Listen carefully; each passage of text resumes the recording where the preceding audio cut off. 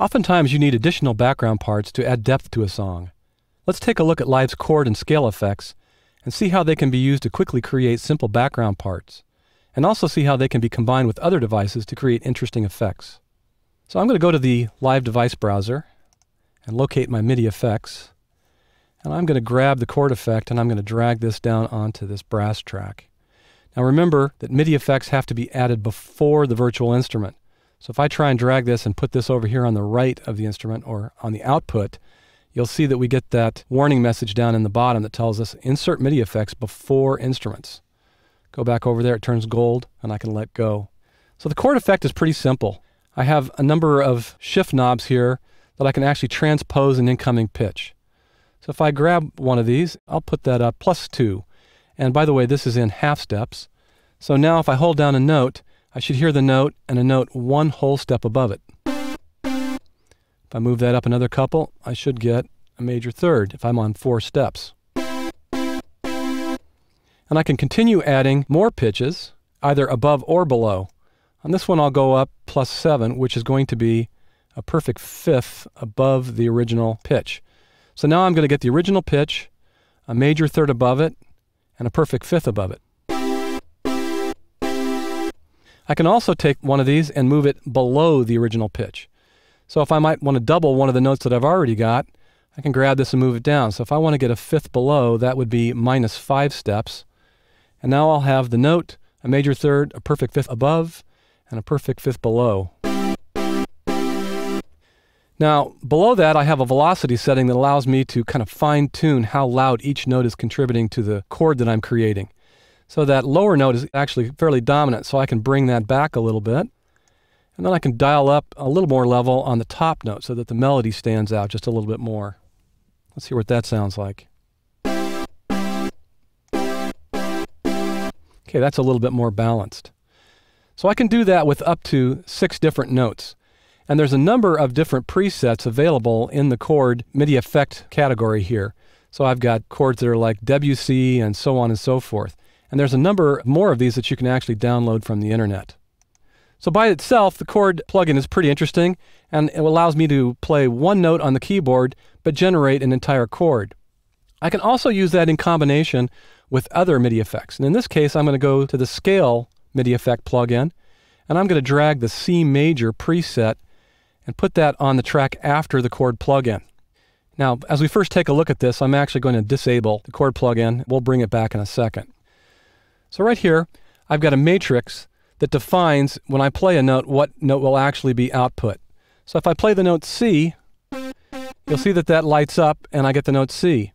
But this row right here would correspond with C sharp. And if I play C sharp, it's actually going to transpose it back down and play the note C. Just to show you that. So I'm playing a C sharp there. If I play a D, I'll get a D. If I play a D sharp, I'm actually still going to get a D. Now, if I go ahead and turn on the chord plugin, now when I play this, I'm actually going to be generating a chord that is going to go into this C major scale preset. So if I play a C chord, that should all work out fine. And you can hear it generating the C chord. But if I go to play the note D, I'm telling it in the chord plugin that I want to transpose it up +4 steps, or a major third. And in this case, I would need to generate an F sharp. But in my scaled plugin, it's been decided here that when I play the note F sharp, I'm actually going to get an F.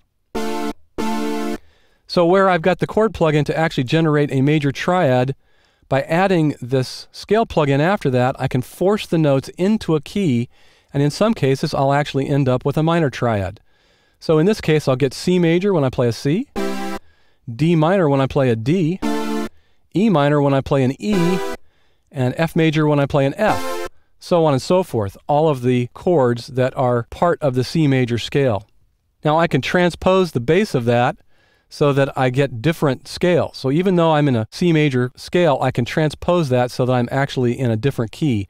And now I would do the same thing. I would actually be in a D major scale. So there's D major. If I go down to C, I'm actually going to get a C sharp diminished chord. Now in addition to that, there's several scale presets that we can use besides C major. So I've got C minor.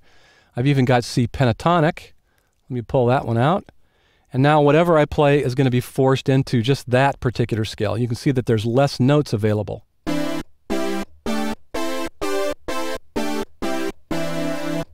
So you can actually change what will happen here by clicking and changing the notes. So when I play an F, I'll get an F, or I'll get an F sharp, so on and so forth. All right, so I'm going to bring back out the C major preset, and I'm going to set this to one of my favorites, which is more based upon fifths. And then I'm going to add an arpeggiator effect after the C major scale plugin. So now what's going to happen is I'm going to play a note. It'll come through the chord plugin, which will generate an additional 3 notes. Then it will go into the scale plugin, which will force any notes played into the C major scale. And then it will hit the arpeggiator, which will break up the chord into a rhythmic pattern. So I'm going to set this, I'll try converge and diverge. I'm going to set the gate to 16th notes, so it's going to pulsate or create a rhythm at 16th notes. I'm also going to turn the velocity on so that I get velocity changing over time. In this case, I'll make it get quieter. I'll set a little bit longer decay. And now on the brass track, if I go over to the MIDI editor, you can see that I've already recorded notes here. So I've got a C, then an F, then a G, back down to an F. And that's going to generate a little bit of a chord progression at the same time that we get this drum pattern that I've got on the second track here. So let's go back and let's check out what this sounds like. Stop those clips, and I'll play them both at the same time now.